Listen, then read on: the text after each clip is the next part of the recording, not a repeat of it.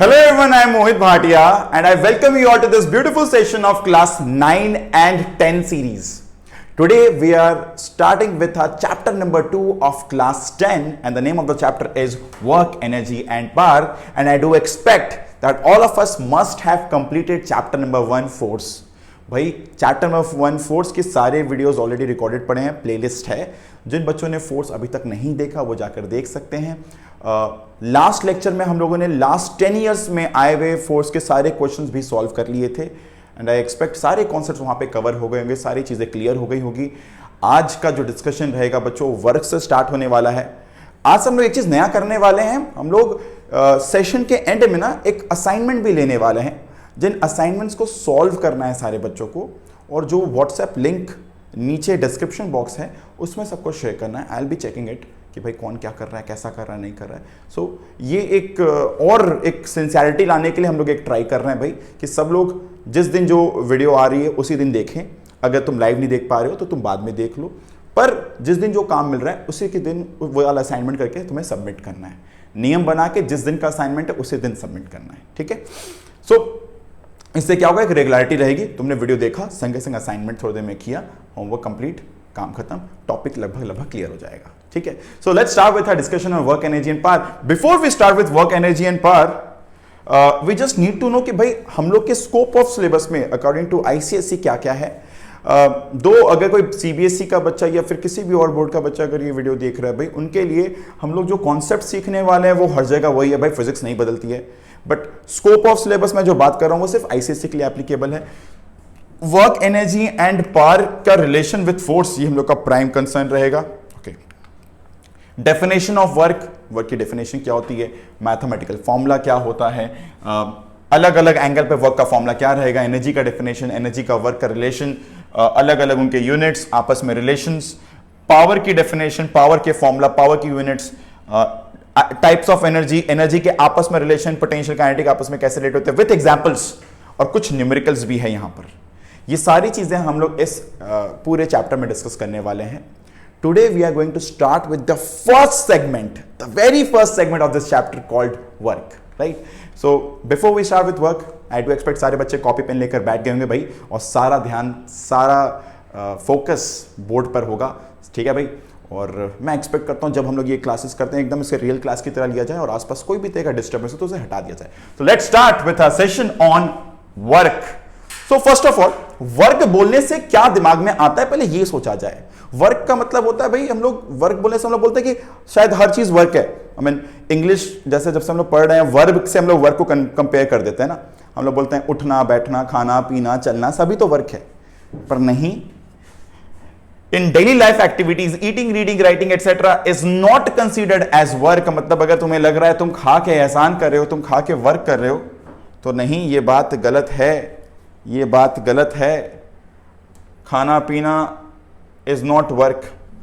खाना पीना, लिखना, चलना is not work. That is not how you have defined work. मतलब तुम वर्क को ऐसे डिफाइन नहीं करते कि भाई तुम कुछ भी कर रहे हो वो वर्क है. तुम्हारा सोना भी वर्क है ना. तुम बैठे हो वो भी काम है ना. तुम किताब पढ़े वो भी एक वर्क है. नहीं नहीं, इस तरह डिफाइन नहीं की जाती है फिजिक्स में वर्क. साइंस में इस तरह वर्क को डिफाइन नहीं किया गया है. रादर वर्क डिफाइन करते वक्त सबसे पहले the definition starts with work done by a force. तो whenever we define a work, तो हम लोग को बोलना होता है कि वर्क हमेशा किसी फोर्स के लिए डिफाइन होता है. जैसे मैं अगर इस पर्टिकुलर मार्कर को मैं धकेल के कहीं लेकर गया, या मैंने घर में अलमीरा को ढकेल मैं कहीं लेकर गया, ठीक है, और मेरे साथ मेरा भाई भी मुझे सपोर्ट कर रहा था उस अलमीरा को ढकेल के लेके जाने में, ठीक है. तो अगर मुझे यह बताना है कि वर्क मैंने कितना किया, तो मुझे देखना है मेरा फोर्स कितना था और किस तरफ था. और अगर मुझे देखना है कि भैया ने कितना वर्क किया, तो मुझे भैया का फोर्स देखना होगा और देखना होगा वो फोर्स किस डायरेक्शन में था. तो जब कभी वर्क डिफाइन होता है, सबसे पहली बात we have to mind this कि work done is defined for a particular force. जब कभी हम लोग वर्क की बात करते हैं तो वर्क डन स्टार्ट करते ही, वर्क डन की बात स्टार्ट करते ही पहली बात होगी तुमने वर्क डन किसके लिए किया, वर्क डन किसके लिए डिफाइन किया, किस फोर्स के लिए डिफाइन किया, सबसे पहली बात. क्योंकि हो सकता है तुम अगर तुमने कोई एक बॉडी को डिस्प्लेस करवाया, तुमने किसी बॉडी को धक्का मारा, ठीक है, उसे डिस्प्लेस करवाते वक्त तुम अकेले योगदान नहीं दे रहे थे, और भी लोग वहां पे सपोर्ट कर रहे थे तुम्हें, या कुछ लोग अपोज भी कर रहे थे। ठीक है, तो जब कभी वर्क डिफाइन होती है बच्चों, तो हमेशा वर्क डन डिफाइन करते वक्त किस फोर्स के द्वारा वो वर्क हो रही है, सबसे पहले ये बात समझना है। ठीक है, शुरू करेंगे इसके पहले पहली बात, एक तो ये क्लियर है भाई, इन डेली लाइफ जो हम लोग बोलते हैं ना, ईटिंग, रीडिंग, राइटिंग, ये जो वर्ब वाला कॉन्सेप्ट है, इसको हटा दो फिजिक्स में। वर्ब अलग है, वर्क अलग है। ये वर्क वो वर्क नहीं है। ठीक है, उठना बैठना खाना पीना चलना को हम लोग वर्क नहीं करेंगे। In science work is said to be done only when an object moves under the influence of force. अगर मेरे फोर्स के कारण, मेरे फोर्स का कोई भी इंफ्लुएंस लग रहा है इस बॉडी पर, वो बॉडी डिस्प्लेस कर रही है, फोर्स के अलोंग डिस्प्लेस कर रही है या फोर्स के ऑपोजिट डिस्प्लेस कर रही है, वो मतलब नहीं है, पर फोर्स का कोई भी इंफ्लुएंस रिस्पॉन्सिबल था उसके डिस्प्लेसमेंट के लिए, हम लोग कहेंगे वो फोर्स वर्क कर रहा था उस बॉडी पर। मैं फिर से बोलता हूं, मैं बोल रहा हूं कि अगर किसी भी बॉडी पर, मैं समझाना शुरू करूंगा बट अभी एक लॉजिक, एक डेफिनेशन टाइप दिमाग में बैठाओ। जब कभी किसी फोर्स के लिए हम लोग वर्क डिफाइन करते हैं, तो हम लोग कहते हैं उस पर्टिकुलर फोर्स का कोई भी इंफ्लुएंस अगर पड़ा है उसके डिस्प्लेसमेंट पर, हम लोग कहेंगे उस फोर्स ने वर्क किया। अगर उस फोर्स का कोई भी इंफ्लुएंस नहीं पड़ा था, जो वहां पर डिस्प्लेसमेंट दिखा, हम लोग कहेंगे उस फोर्स ने कोई वर्क नहीं किया। इतनी सी बात है बस। और यहां पर कुछ छोटे छोटे एग्जांपल्स है, मैं बोल रहा हूं ये खाना पीना, इस तरह से हम लोग वर्क डिफाइन नहीं कर सकते भाई कि लिखना हो गया या टाइपिंग करना हो गया या पढ़ना हो गया, ये वर्क है। वर्क डिफाइन करते वक्त हम लोग को पहली बात बोलनी है भाई किस फोर्स के द्वारा वर्क डिफाइन की जा रही है, किस फोर्स के लिए वर्क डिफाइन की जा रही है, और क्या उस फोर्स का कोई इंफ्लुएंस पड़ा उस डिस्प्लेसमेंट पर। मेरे इस बात को मैं एक्सप्लेन करता हूं एग्जांपल से। ऑब्वियसली यहां पर you can see that there is a 12 newton force acting by this man. Time को अभी नहीं देखते हैं, और 5 मीटर डिस्प्लेस किया इस ब्लॉक ने। तो मुझे अगर इस आदमी के द्वारा लगे हुए फोर्स के लिए वर्क डिफाइन करना है, बिकॉज मैंने और कोई फोर्स दिखाया नहीं, दो मैं समझ सकता हूं यहां पर और भी फोर्सेस काम कर रहे हैं। नीचे की तरफ तो वेट है ना, इसका वेट तो नीचे तरफ है, वेट तो नीचे की तरफ है, पर मैंने किस फोर्स के लिए वर्क डिफाइन करना है, मैंने जो यह प्राणी 12 न्यूटन का फोर्स दे रहा है, मुझे इस फोर्स के लिए वर्क डिफाइन करना। तो सबसे पहली बात, whenever you define work, mind that you want to define work for which force. You have to check on that. You have to get a check on it. कि भाई you want to define work, but for which force? So now work is said to be done only when the force applied on a body makes the body move. Work is said to be done only when force applied on a body makes the body move. That is when there is a displacement of the body. When there is a displacement of the body. So we define work only when work is said to be defined, or work is said to be done only when the force applied on a body makes the body move. हम लोग अपने level पर work को इस तरह define करते हैं कि अगर मेरे फोर्स के कारण बॉडी डिस्प्लेस कर रहा है, हम लोग कहेंगे वो फोर्स वर्क कर रहा है। जैसे इस 12 न्यूटन के वजह से बॉडी डिस्प्लेस कर रही है। ठीक है, थोड़ा सा समय देना, मैं इस डेफिनेशन को और मॉडिफाई करूंगा, बट अभी के लिए क्या समझना है, हम लोग कहते हैं वर्क वो पर्टिकुलर फोर्स तब कर रहा है, वो पर्टिकुलर फोर्स तब कर रहा है जब उस फोर्स के वजह से बॉडी डिस्प्लेस कर रही है। या मैं सीधे साधे शब्दों में, जैसे मैंने थोड़े पहले कहा, मैं कहता हूं अगर एक बॉडी डिस्प्लेस कर रही हो और उसके डिस्प्लेसमेंट पर मेरे फोर्स का कोई भी इंफ्लुएंस पड़ रहा है, कोई भी फोर्स का इफेक्ट पड़ रहा है, फोर्स का कोई भी योगदान है, हम लोग कहेंगे वो पर्टिकुलर फोर्स वहां पे वर्क कर रहा था। मैथमेटिकली डिफाइन कैसे किया गया भाई, डिफाइन कैसे किया गया वर्क को, work is been defined as force acting along displacement into displacement, force acting along displacement into displacement. मैं वर्क को डिफाइन करता हूं, work is defined as force acting along displacement with displacement, right? Work is said to be force acting along displacement into displacement, right? Work क्या है भाई? Work is a scalar quantity. Bye the way, work is a scalar quantity. Quantities दो तरह के होते हैं, scalar, vector. Scalar किन्हें कहा जाता है? वो क्वांटिटी जिन्हें समझाते वक्त हमें सिर्फ वैल्यू की बात करनी पड़ती है, मैग्नीट्यूड की बात करनी पड़ती है। वहीं पर वेक्टर क्वांटिटीज वो क्वांटिटीज होते हैं जिनको बताते वक्त हमें वैल्यू के साथ साथ उनकी डायरेक्शन भी बतानी पड़ती है। जैसे फोर्स, जब हम लोग फोर्स की बात करते हैं तो हमें बोलना पड़ता है मैंने फोर्स इस तरफ दिया, मैंने फोर्स उस तरफ दिया, मुझे डायरेक्शन बताना पड़ता है। डिस्प्लेसमेंट, मुझे बताते वक्त बोलना पड़ता है मैंने किस डायरेक्शन में डिस्प्लेसमेंट कराया। Velocity, acceleration, all these are vector quantities because whenever we want to express them or explain them, we have to talk about the directions also, right? So these are vector quantities. Whereas when you talk about work, you don't talk about direction. You just talk about a magnitude, a value. What do you mean by magnitude? A value, right? A number with unit, no direction. So we say that work is a scalar quantity, whereas force and displacement are vector quantities.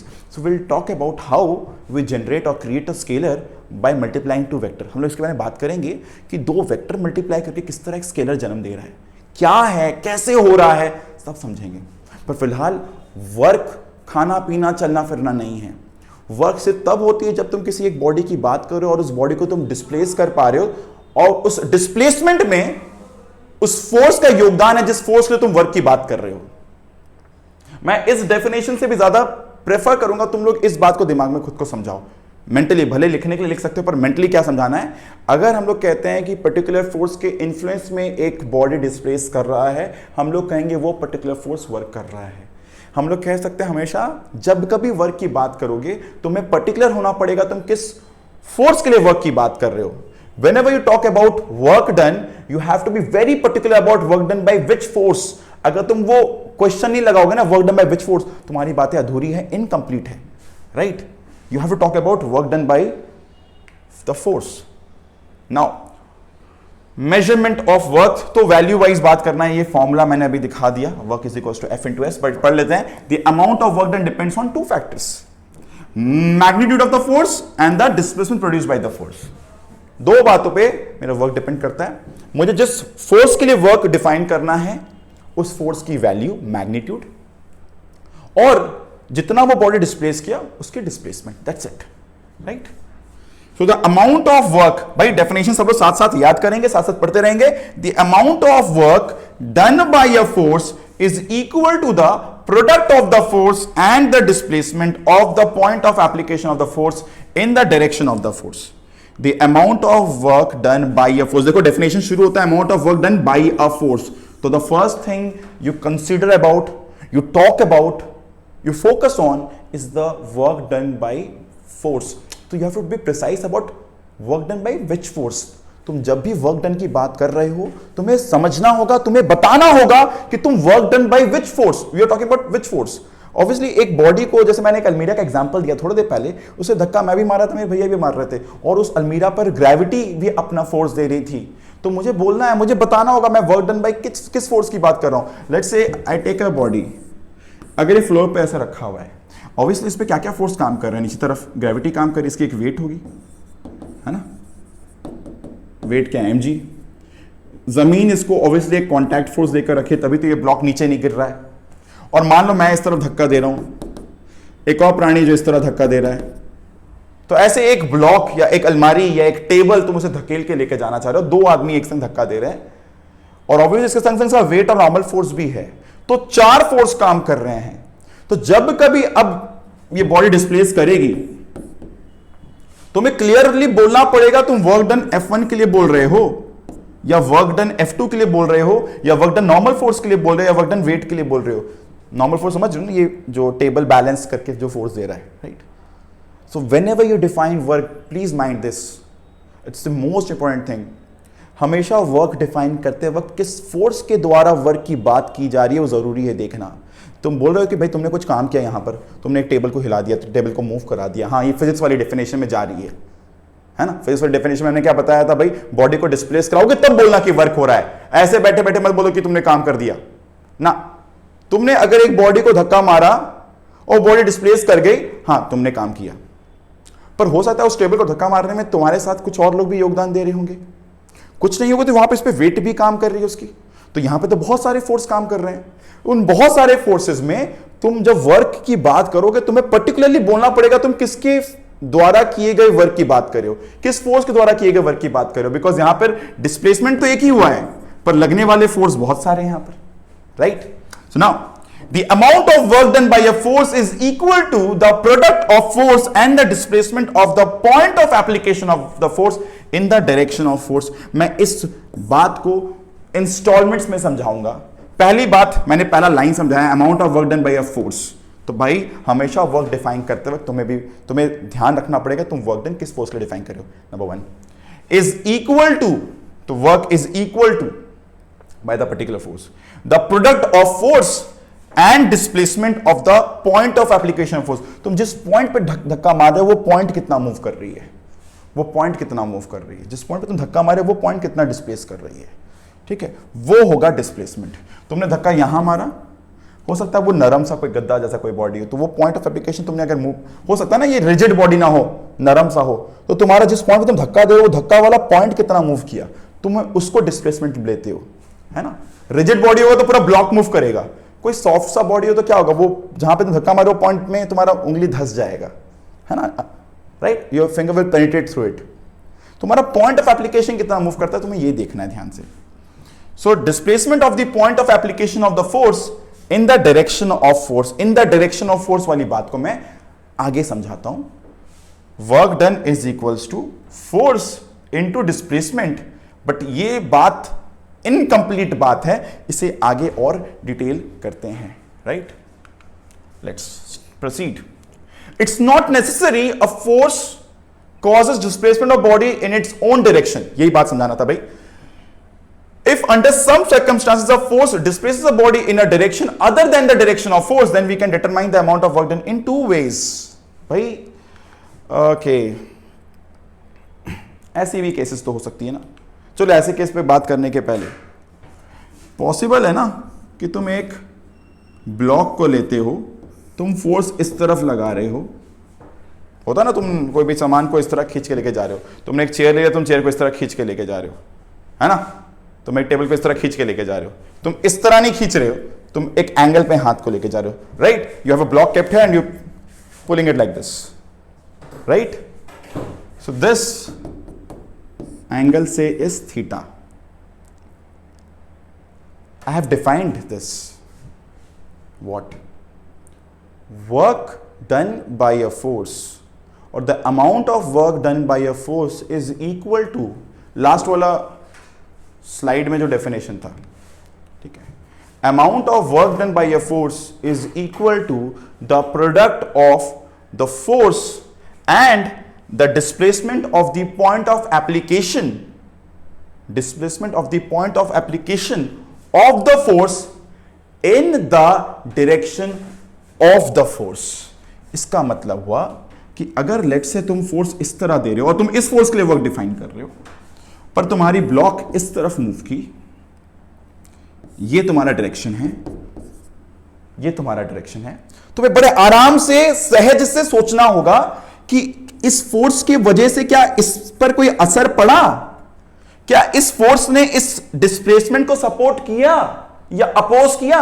मैंने क्या बोला था starting कैसे क्या था, work done जब भी define करते हो, मैं बोलता हूं वर्क डन डिफाइन करते हो सबसे पहली बात ये क्लियर करो कि तुम वर्क डन किसी फोर्स के लिए डिफाइन करते हो। ये तो that's how you start, because एक बॉडी पर एक बार में हो सकता है ढेरों फोर्स काम कर रहे हो, तो बी वेरी पर्टिकुलर कि work done by which force. Number 1, जैसे मैं अगर हाथ में कोई चीज रखा हूं, मैं ऊपर लेके जा रहा हूं हाथ, एक साथ मेरे इस पर्टिकुलर रिमोट पर दो फोर्स काम कर रहे हैं, एक तो ग्रेविटी काम कर रही नीचे तरफ और एक मैं धक्का दे रहा हूं, I am putting some external force on it, I am putting some external force on it. तो जब मैं वर्क डिफाइन करूं, मैं बोलूं वर्क डन, ये बात इनकम्प्लीट है। वर्क डन बाय ग्रेविटी तब ठीक है, वर्क डन बाय मी तब ठीक है, बट वर्क डन बोलना is incomplete statement. Now how do you define work done? I say like this, work done, the amount of work done, the amount of work done by a force is equal to the product of the force and the displacement of the point of application of the force in the direction of the force। मतलब हुआ इस F के वजह से इस तरफ displacement की तरफ कितना फोर्स लग रहा है, ये देखो कितना फोर्स लग रहा है डिस्प्लेसमेंट की तरफ, ये देखो। तो भाई अगर ये फोर्स है, ये अगर फोर्स है और ये डिस्प्लेसमेंट है, मेरे को पता है कि ये चीज थोड़ा सा डिफिकल्ट लगेगा सोचने में और समझने में, but you have to try to understand this because sooner or later no you have to understand this. मैं बोलता हूं इस फोर्स से कितना हिस्सा इस तरफ काम कर रहा है, ठीक है। मैं ऑब्वियसली एक चीज को ऐसे पुल कर रहा हूं, मैं इस तरह पुल कर रहा हूं, ठीक है। तो मेरे हाथ का कौन सा कंपोनेंट इस तरफ काम कर रहा है? बड़े आराम से यहां ट्रायंगल बना दो, दिख रहा है? मैंने यहां पे एक परपेंडिकुलर ड्रॉप किया, मैं देख पा रहा हूं यहां पे एक राइट एंगल ट्रायंगल बन गई, सब लोग देख पा रहे हैं। If this is a force that's a perpendicular, मैंने बस एक परपेंडिकुलर ड्रॉप कर दिया। मैं बात को समझना, ये है हाइपोटेन्यूस, ये एंगल है थीटा। बच्चों ये कंपोनेंट इस तरफ, ये लेंथ कितना होगा? ये लेंथ होगा, अगर ये हाइपोटेन्यूस है, we know the formula of trigonometry that base by hypotenuse is cos theta. So what is base is equals to? Base is equals to hypotenuse cos, yes or no? Base equals to hypotenuse cos. So what is this base? F cos. I say that acting F like this is like acting F cos this side and acting F sin that side. This is said to be resolving. This is said to be resolving. इसी को resolving कहा जाता है। Class 11 में vectors में पढ़ाया जाता है ये टॉपिक, बट मैं अभी चाहता हूं सारे बच्चे ना इतना जरूर सीखें। तुम अपने आसपास जब कभी कोई बॉडी पर फोर्स किसी एंगल पर लगाते हो, तुम उन्हें तोड़ कर जरूर देख सकते हो। If you put a force like this, इस फोर्स का एक हिस्सा इधर की तरफ काम कर रहा है और एक हिस्सा इधर की तरफ काम कर रहा है। कैसे काम करते हुए देख रहे हैं, एक बार फिर से सब लोग समझेंगे। I will repeat this part for all of you. Let's say we have a block here of mass m, कोई चेयर टेबल, तुम कोई अलमीरा को इमेजिन करना शुरू करो, अपने आसपास अलमीरा इमेजिन करो, या कोई चेयर को इमेजिन करो जिसको तुम इस तरह खींचते हुए लेके जा रहे हो एक एंगल पर, हॉरिजॉन्टली नहीं, एक एंगल पर खींच रहे हो, राइट? तो this is some f, this is some theta, okay, and the block by the end of this in some time, or the block may be an almirah, may be a chair, may be a table, block एक अलमीरा हो सकता है, एक chair हो सकता है, एक टेबल हो सकता है, has displaced by a distance of s, right? Now just drop a perpendicular here, drop a perpendicular here. Can you see this f has two effects? This matlab, this is hypotenuse, this is hypotenuse, this is f, this value is f, this is theta. So the definition was the product of the force and the displacement of the point of application of the force in the direction of force. मतलब या तो displacement along force क्या काम कर रहा है, या तो फोर्स क्या काम कर रहा है डिस्प्लेसमेंट की तरफ, ये देखना है। मतलब फोर्स का क्या असर डिस्प्लेसमेंट की तरफ काम कर रहा है, तुम ये देखो, या फिर डिस्प्लेसमेंट का क्या असर फोर्स की तरफ काम कर रहा है, ये देखना है। तो मैं अभी बहुत सिंपल रखता हूं, सादा रखता हूं बात को। मेरा फोर्स अगर इस तरफ काम कर रहा है, तो इस फोर्स का क्या इंफ्लुएंस डिस्प्लेसमेंट पर पड़ रहा है, मुझे ये चेक करना था। मैंने यहां पर एक परपेंडिकुलर ड्रॉप किया, बात समझ आ रहा है? इमेजिन करो मैंने फोर्स दिया, इस फोर्स का क्या असर इस तरफ, बिकॉज जब मैं फोर्स इस तरह दे रहा हूं, मेरा दो इफेक्ट है। मैं जब ऐसे खींच रहा हूं कोई चीज को, मैं उसको हल्का ऊपर भी उठा ले रहा हूं, मैं उसको हल्का इधर भी खींच ले रहा हूं, ये बात को समझो। मैं उसको हल्का इधर भी खींच ले रहा हूं, मैं उसको हल्का ऊपर भी खींच ले रहा हूं, मैं दो काम कर रहा हूं। तो मुझे इस फोर्स को बच्चों तोड़ के बताना है, ये कितना है, f cos थीटा। कैसे आया ये फॉर्मूला, मैंने बताया अभी, base by hypotenuse is cos।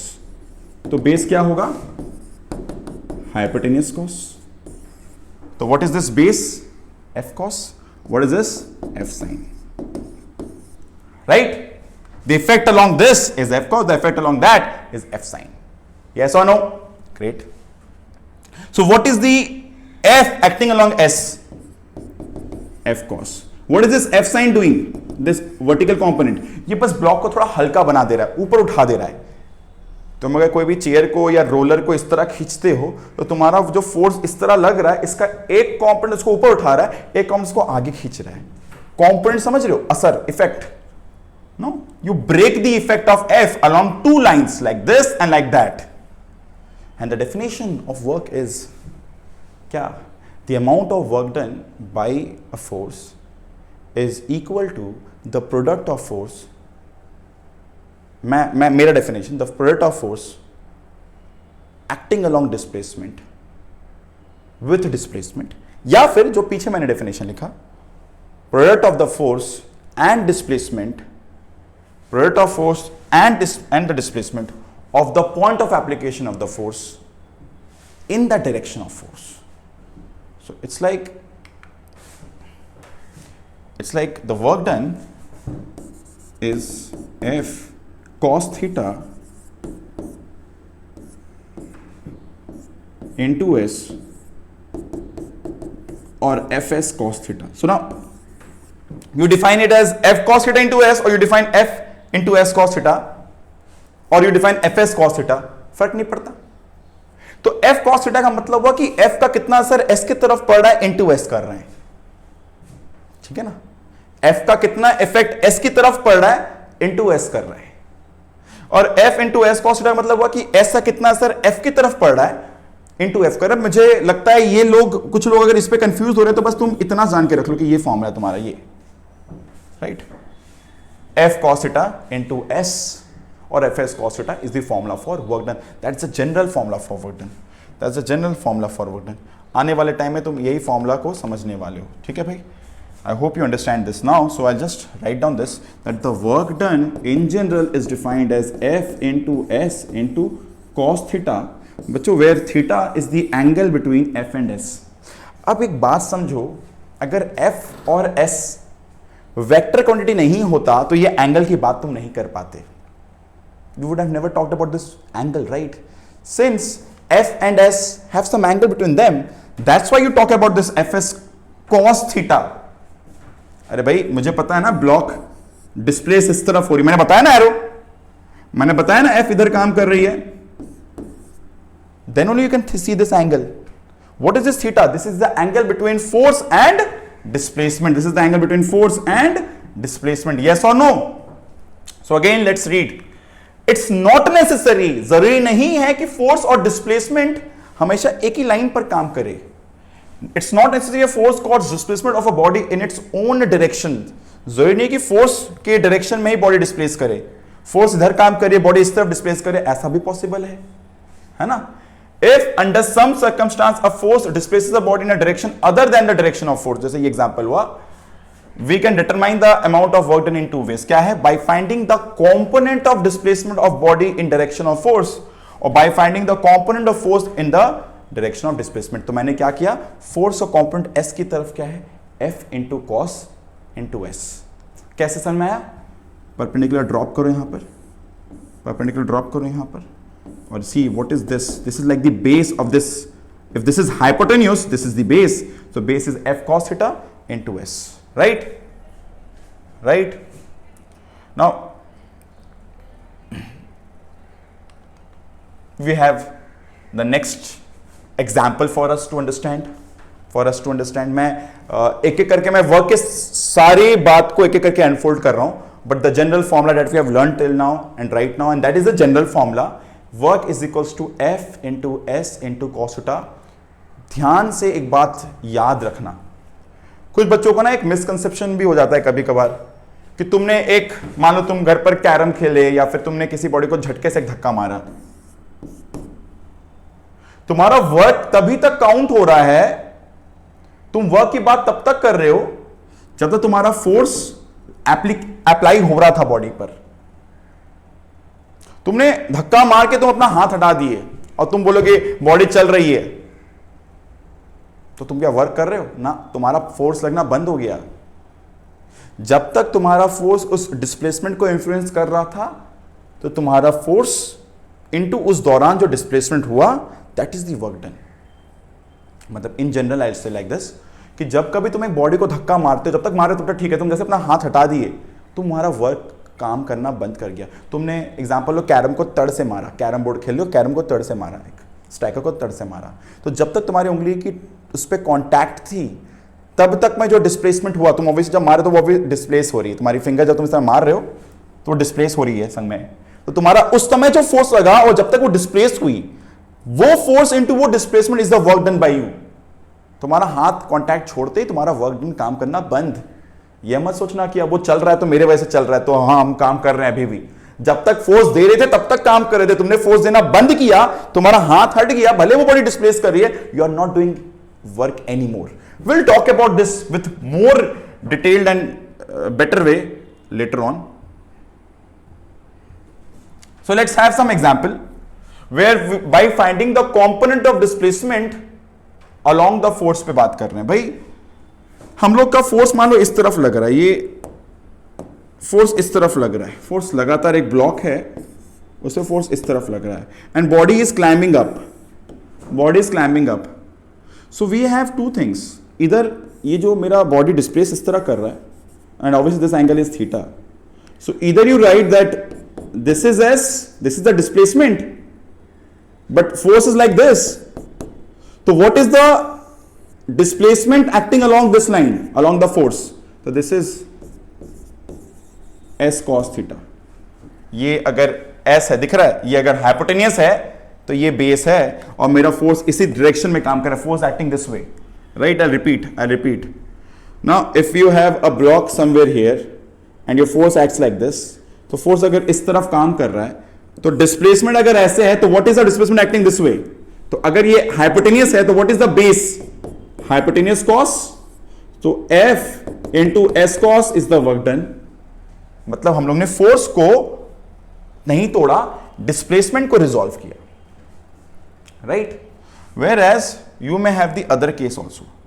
क्या अगर मान लो यहां पर एक ब्लॉक है और ये रहा S, you are putting a force like this, this is the displacement, this is angle theta. What is the force acting along displacement? मैंने बताया ना, F और S के बीच में अगर एंगल थीटा बन रहा है तो हम लोग या तो ये कर सकते हैं कि S को तोड़े F की तरफ या F को तोड़े S की तरफ, तो अल्टीमेटली वापस ये भी बनेगी F cos थीटा. तो अल्टीमेटली वर्क डन क्या है, F S cos of the angle between F and S. Work define करते वक्त पहली बात तुमने किस फोर्स के लिए वर्क डिफाइन करना है, पहले उस फोर्स को नोट करो. इनटू जो डिस्प्लेसमेंट हो रही है ब्लॉक की वो नोट करो, into cos of the angle between F and S, cos of the angle between F and S. That's a general formula for work. ठीक है, that's a general formula for work. यहां पे जैसे example है, यहां पे body जो प्राणी है जिस तरफ धक्का मार रहा है और बॉडी अगर इसी तरफ जा रही है तो कोई दिक्कत ही नहीं है. यहां पे जिस तरफ एफ है उसी तरफ एस है, कॉस यहां पे जीरो बनेगा. क्यों कॉस 0 डिग्री क्यों बन रहा है? अगर मेरा बॉडी को मैं धक्का भी इस तरफ दे रहा हूं, मैं फोर्स भी इसी इंक्लाइन पर इस तरफ दे रहा हूं, है ना, और बॉडी भी इस तरफ ही डिस्प्लेस हो रही है, तो F इंटू एस आपस में क्या एंगल बन रहा है, 0 डिग्री. बच्चों कॉस 0 होता है 1. इसीलिए हम लोग वर्क जब डिफाइन करते हैं ऐसे केस में जहां पे F और S एक ही लाइन पर काम करे, हम लोग कहते हैं work done will be F into S straight away. Cos 0 तो 1 ही होता है, राइट. cos 0 तो 1 होता है. होप ये सारी बातें क्लियर है सबको. तो जनरल फॉर्मूला है वर्क का F S cos थीटा, जहां थीटा है angle between F and S, right. जैसे यहां पे एक एग्जांपल है, एक प्राणी है जो जमीन पोंछ रहा है और मोप से पोंछ रहा है, तो धक्का इस तरह दे रहा है. ऑब्वियसली उसके मोप को या फिर जो भी सामने सामान है उसको धक्का इस तरह मार, वो आगे डिस्प्लेस इस तरह हो रहा है. ठीक है, ये जो सामान है जिसको भी धक्का वो मार रहा है, ये जो भी चीज है यहां पर, या वो जो भी कूड़ा साफ कर रहा है या जिसे भी वो पोंछना को आगे धक्का मार रहा है, वो जो भी वो पोंछा है वो इस तरफ डिस्प्लेस हो रहा है, F इस तरफ दे रहा है एंगल पर, है ना. तो इस F का क्या कंपोनेंट इस तरफ काम कर रहा है चेक करना होगा. तो अब देखो यहां पर ये डिस्प्लेसमेंट हो रही है, ये F है. ध्यान से, ये एंगल अगर थीटा है तो ये वाली एंगल कितनी होगी, 90 माइनस थीटा. तो फॉर्मूला क्या होगा वर्क का पता है, F into S into cos of 90 minus theta. Because तुमको क्या देखना है पता है, F और S के बीच क्या एंगल बन रहा है. यहां अगर थीटा है, ये पूरा दिख रहा है 90 डिग्री पर है, तो ये बचा हुआ एंगल 90 माइनस थीटा होगा. I repeat, if this angle is theta and the body is displacing like this and this is 90 minus theta, so I'll write the formula for work done by this man is F into S into cos of the angle between F and S, 90 minus theta. We know cos 90 minus theta is sin theta, and we'll write this as Fs sin Fs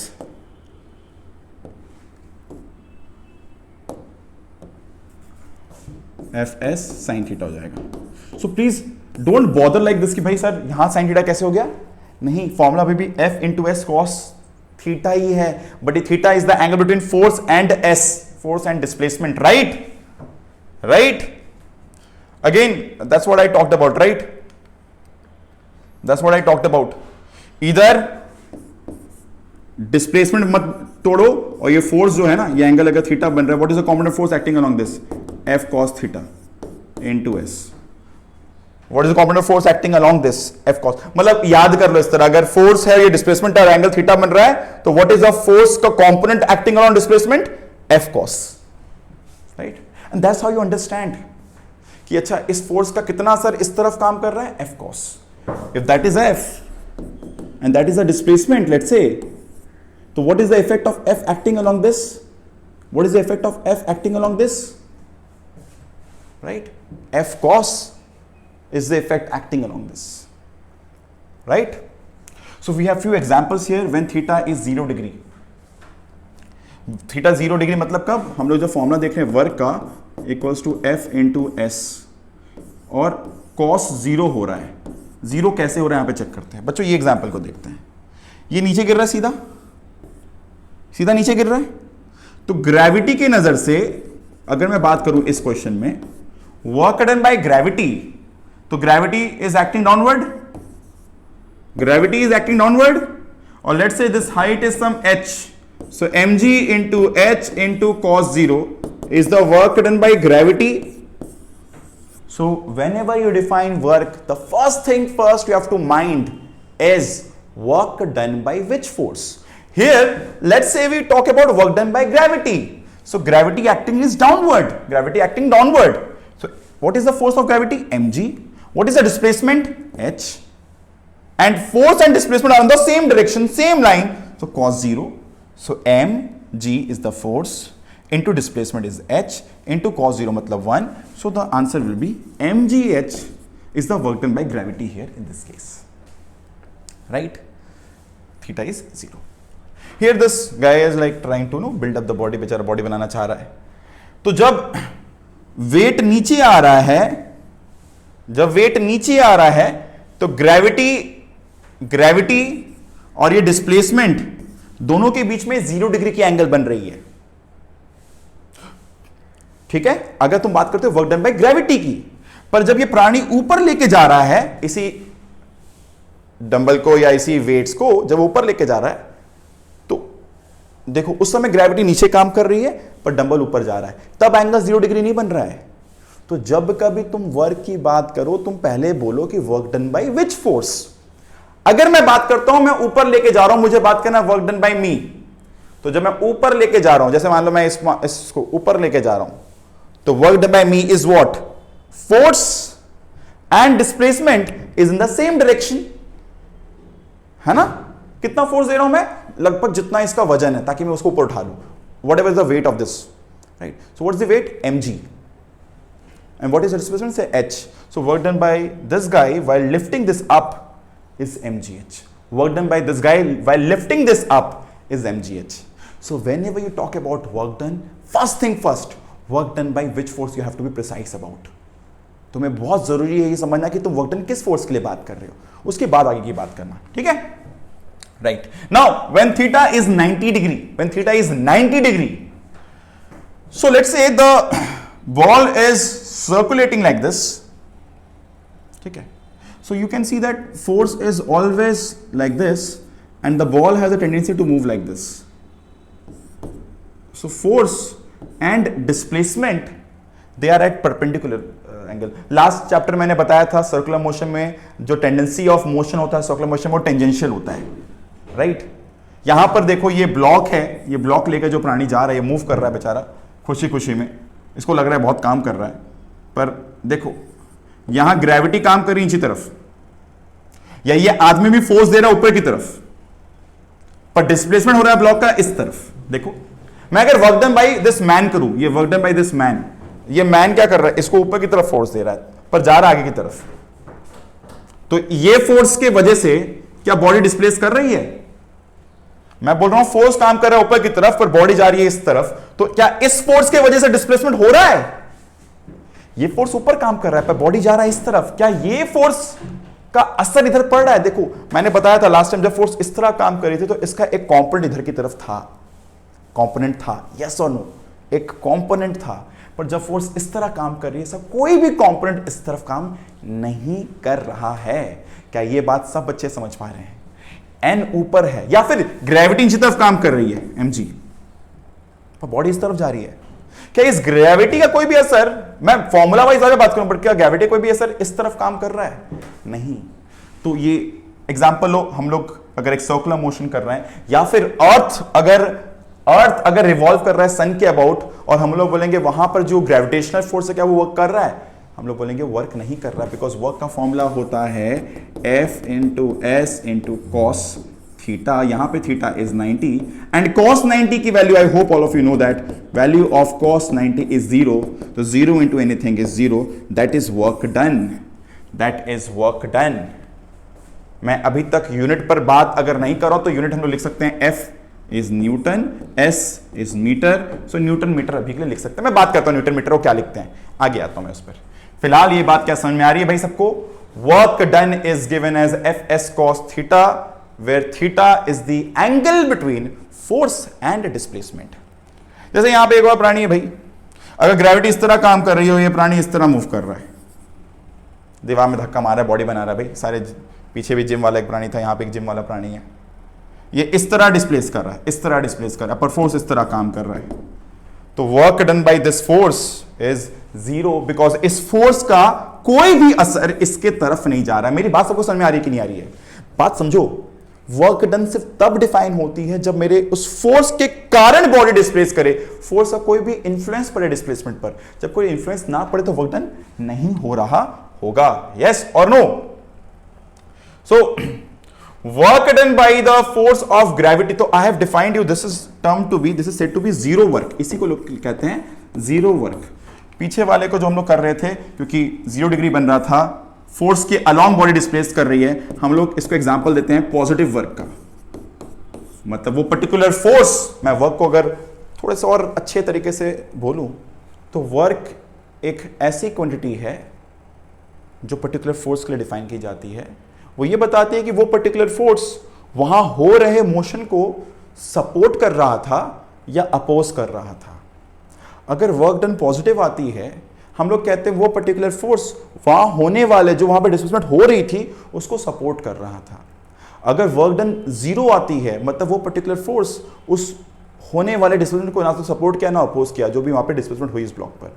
और अगर work done negative आती है बच्चों, तो हम लोग कहते हैं वो पर्टिकुलर फोर्स ना सपोर्ट किया, रादर वो तो अपोज किया, जो वहां पे डिस्प्लेसमेंट हुई उसको वो अपोज किया, वो रोक रहा था वो फोर्स। मैं उस पर भी डिस्कशन थोड़ा सा आगे करता हूं। सुनो, चलो मैं अभी कर लेता हूं, एक काम करता हूं, मैं अभी कर लेता हूं। एग्जाम्पल लेते हैं बच्चों, एग्जाम्पल लेते हैं। मान लो ये बॉल यहां से आके अभी ऊपर जा रहा है बाउंस करके, जैसे बॉल एक नीचे बाउंस करके ऊपर जा रहा है। बॉल जब ऊपर जा रहा है पर ग्रेविटी काम कर रही है नीचे तरफ, तो जब बॉल ऊपर जा रहा है, बॉल ऊपर पहुंचा हाइट h, तो वर्क डन बाय ग्रेविटी क्या होगी? mg काम कर रही है नीचे तरफ, डिस्प्लेसमेंट काम कर रही है ऊपर की तरफ, mg इंटू h। अब एंगल क्या बनेगा? cos 180। मुझे पता है बहुत बच्चों को नहीं पता है, बट cos 180 की वैल्यू क्लास 11 में बताई जाएगी, -1 होता है। ऐसे नहीं समझ में आ रहा है तो ये तो ऐसे माइनस समझ में आ ही रहा है, वर्क डन माइनस हो जाएगा, फॉर्मूला वाइज ये -mgh आ जाएगा आंसर। ठीक है, एक और तरीका है वर्क डन बताने का, वो है कि तुम देखो ये पर्टिकुलर फोर्स नीचे काम कर रही है पर बॉडी ऊपर जा रहा है, तो ऑब्वियसली ये फोर्स क्या कर रहा है? इस होने वाले मोशन को रोक रहा होगा, है कि नहीं? तुम खींच रहे हो पीछे कि भाई मत जाओ ऊपर, तो ये पर्टिकुलर फोर्स दिख रहा है ना, रोक ही रहा है, रोक रहा है मतलब नेगेटिव वर्क डन। हालांकि जनरल तुम्हें फॉर्मूला अगर याद है Fs cos थीटा, जहां पे थीटा की वैल्यू कभी 0 थी तो 1 हुआ, cos 90 हुआ तो 0 हुआ। तुम्हें पता नहीं होगा शायद, बट आगे जाके पढ़ने वाले हो ट्रिग्नोमेट्री में cos 180 की वैल्यू -1 होती है।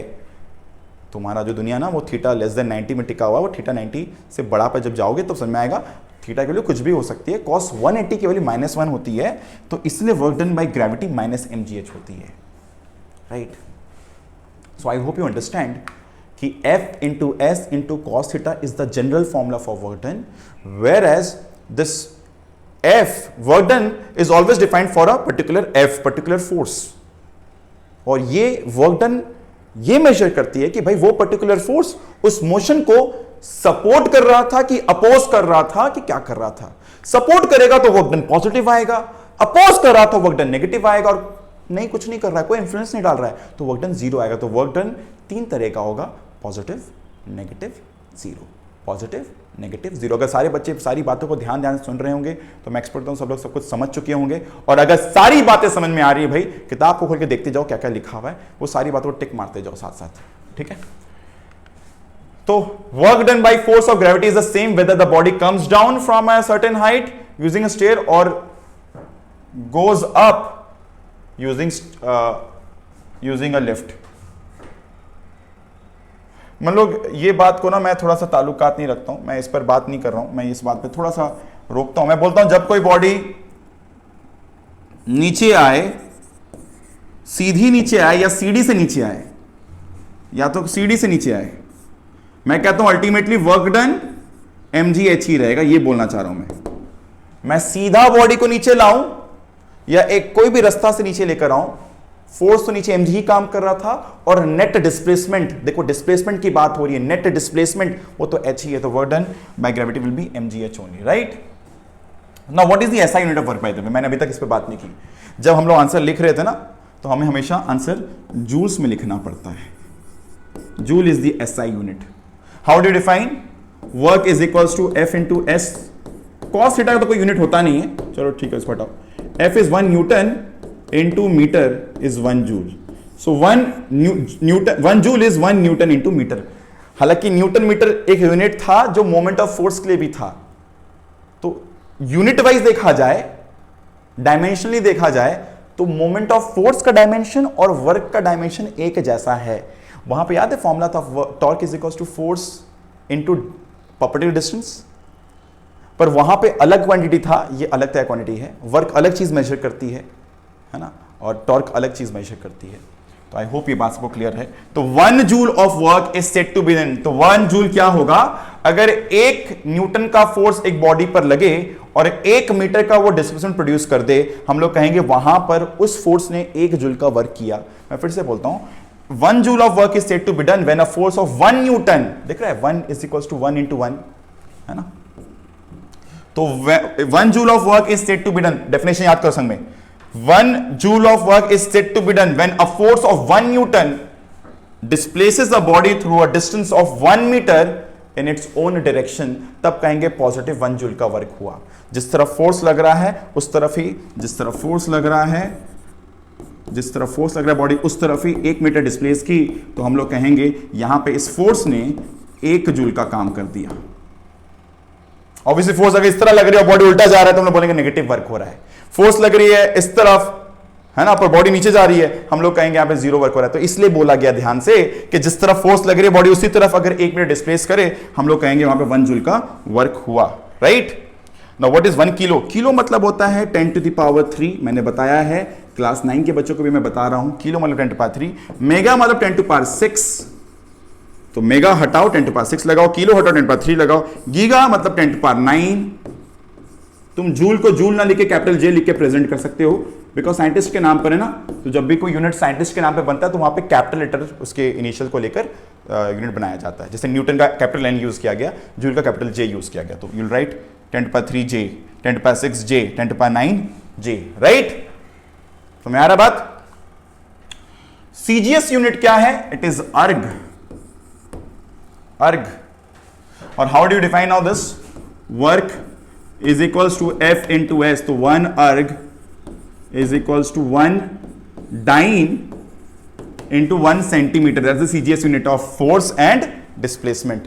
Cos theta तो यूनिटलेस होता है. तो 1 erg is equals to 1 dyne into 1 centimeter. मतलब 1 erg of work is said to be done when a force of 1 dyne displaces a body through a distance of 1 centimeter in its own direction. हम लोग कहते हैं 1 अर्ग का काम होता है जब 1 डाइन का फोर्स एक बॉडी को 1 सेंटीमीटर से उसी के डायरेक्शन में डिस्प्लेस कर दे. हम लोग कहते हैं एक अर्ग का काम होता है जब एक डाइन का फोर्स एक बॉडी को 1 सेंटीमीटर से, जैसे लास्ट टाइम क्या था, 1 joule of work is said to be done when a force of 1 newton displaces body through a distance of 1 metre in its own direction. यहां पर 1 डाइन 1 सेंटीमीटर ओन डायरेक्शन, क्योंकि direction की बात करनी जरूरी, because नहीं तो वो cos थीटा वाला बात आ जाएगा, फिर cos थीटा की वजह से वैल्यू बदल जाएगा, है ना। Relation between joule and erg. तो भाई what is 1 joule by the way? 1 newton into metre. What is 1 newton by the way? 10 to power 5 dyne. And what is 1 meter? 10 to power 2 centimeter. That's like 10 to power 7 dyne centimeter is erg. So 1 joule is 10 to power 7 erg. 1 joule is 1 newton to meter. I hope all of you know that 1 newton is like what? F equals to ma. है ना, 1 kg into 1 meter per second square. So 1 kg is like 10 to power 3 grams and 1 metre is 10 to power 2 centimetre per second square. यहीं से आता है 10 to power 5, यही gram centimetre per second square को हम लोग डाइन लिखते हैं। तो 1 न्यूटन होता है 10 to power 5 dyne. 10 to power 5 dyne newton की जगह, मीटर की जगह 10 to power 2 सेंटीमीटर, तो ये सीजीएस बन गया। डाइन सेंटीमीटर होता है अर्ग, तो 1 जूल इज 10 to power 7 अर्ग। फटाफट बच्चों एक आध क्वेश्चन करेंगे। A crane pulls up a car of mass 500 kg to a vertical height of 4 meter. तो वर्क डन कितना होगा? क्रेन पुल्स अप, तो क्रेन क्या कर रहा है? पुल कर रहा है किसको? 500 kg के कोई मास को। तो ऑब्वियसली कितना फोर्स हम लोग का क्रेन दे रहा होगा? 500 इंटू जी। अगर ये 500 kg का मास है तो मतलब वजन, वेट है नीचे तरफ 500 जी, और ब्लॉक अगर ऊपर उठा तो कम से कम तुम इतना फोर्स तो दे ही रहे होगे। ये फोर्स गिवन बाय क्रेन है, और निकाल ने बोला work done by the crane. सही बात है। तो what is the force given by crane? 500 into g, और बॉडी उसी डायरेक्शन में 4 मीटर मूव की, तो इंटू 4। फोर्स इंटू डिस्प्लेसमेंट, क्योंकि एंगल कुछ नहीं है, जिस तरफ फोर्स लग रहा है बॉडी उसी तरफ डिस्प्लेस कर रही है, तो यहां पे एंगल 0 डिग्री है, cos 0 is 1। तो that's like 500 into 10 into 4, 4 5 20, 1 2 3, 1 2 3 joules. लिख सकते हो इसको 20 किलो जूल्स, राइट। 5 4 20, 1 2 3, 1 2 3, 3 0 हटा के किलो लिख दिए, राइट। नेक्स्ट क्वेश्चन भाई, a force of 10 newton displaces a body by a distance of 2 metre at an angle of 60 degree to its own direction. Find the amount of work done. A force of 10 Newton displaces the body by a distance of 2 meter at an angle of 60 degree to its own direction। मतलब force और displacement के बीच में 60 degree का angle बन रहा है, बोला गया, लिखा हुआ भाई। Find the amount of work done. The work is equals to F into S into cos theta. तो what is F? 10। What is S2? cos 60। That's like 20 into half is 10 joules, right? Answer में joule, because सब SI में था, CGS में तो obviously erg होता। Calculate the work done in lifting 200 kg of water through a vertical height of 6 metre. तो पानी है 200 kg पानी है, 200 इंटू जी मतलब वजन हुआ, तो इतना फोर्स तुम ऊपर की तरफ दे रहे हो। Calculate the work done in lifting, मतलब हम लोग कर रहे हैं, पानी तो हम लोग उठा रहे हैं ना, तो वर्क डन बाई, पहला बात हमेशा देखो वर्क डन कौन कर रहा है, तो वर्क डन हम लोग कर रहे हैं, वर्क डन बाई अस, है ना। वर्क डन बाई अस कितना है? जितना वजन होगा कम से कम उतना फोर्स ऊपर देना पड़ेगा, यस और no? That's like m into g, है ना। ये फोर्स हो गया, ये फोर्स हो गया, फोर्स इंटू डिस्प्लेसमेंट कितना है? 6, और तुम इसी तरफ डिस्प्लेस भी कर रहे हो 6 मीटर से, वर्टिकल हाइट और इसी तरफ फोर्स। भाई वेट को बैलेंस लेंगे तुम इसी तरफ फोर्स दोगे ना, पानी को उठाना है, तो this will be 200 into 10 into 6, मतलब 12,000 जूल्स, मतलब 12 किलो जूल्स, राइट। समय है भाई, हम लोग को 200 kg पानी को उठाना है, तब 200 इंटू जी इसका हो गया वेट, तो इतना ही फोर्स ऊपर देना पड़ेगा तभी तो उठा पाओगे। I hope this far is okay to all. तो ये बेसिक कॉन्सेप्ट रहा वर्क का, और बोर्ड पर जो दिए गए क्वेश्चंस है फटाफट सब इसका एक स्क्रीनशॉट ले लें और मुझे सॉल्व करके सबमिट करना है हम लोग के व्हाट्सएप ग्रुप पर। ठीक है भाई, डिस्क्रिप्शन बॉक्स में लिंक दिया हुआ है और बाकी सारे डिटेल्स बता दिए गए हैं डिस्क्रिप्शन बॉक्स में, क्या है कैसे है। ठीक है, सारे डिटेल्स डिस्क्रिप्शन बॉक्स में बताए हुए हैं, सब लोग चेक कर सकते हैं। I hope this far is comfortable to everyone, right. ये 5 क्वेश्चंस सॉल्व करके रखने हैं before the next class.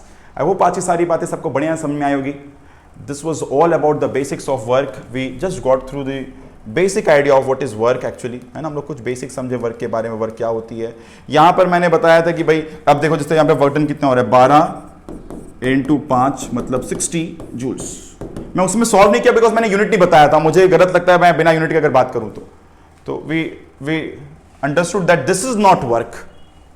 When you talk about work in science, you talk about force causing the displacement, or you talk about the work done by a force responsible for influencing that displacement. मैं कहता हूं अगर particular force ने काम किया तो उस force ने कोई असर किया जो उस बॉडी पर डिस्प्लेसमेंट हो रही थी, उस डिस्प्लेसमेंट पर। इसी को मेजर करने का तरीका है Fs cos थीटा। इसी को मेजर करने का तरीका था Fs cos थीटा जो हम लोगों ने यहां पर समझा। और ये रही भाई लास्ट। आई होप सब लोग इसका स्क्रीनशॉट ले लिए होंगे, जो नहीं लिए अभी भी ले लें एक बार, और बाकी सारी डिटेलिंग डिस्क्रिप्शन बॉक्स में दे दी गई है।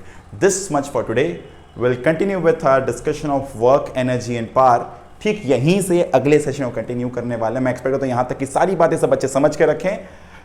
This much for today, keep watching, keep learning. कोई भी प्रॉब्लम हो रही है, कुछ भी हो रहा है, प्लीज कमेंट बॉक्स में बताना। Thank you, see you all, bye bye.